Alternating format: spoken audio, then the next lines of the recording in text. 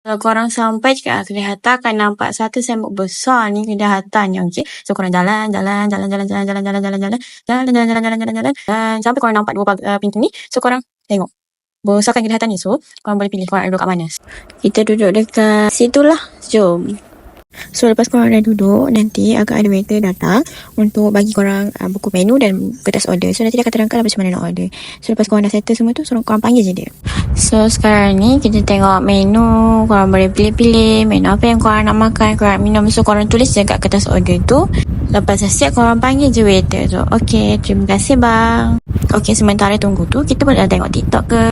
Tunggu kan dah sampai. Lepas korang dah sudah, korang jalan sikit, jalan-jalan sampai korang nampak kaunter ni.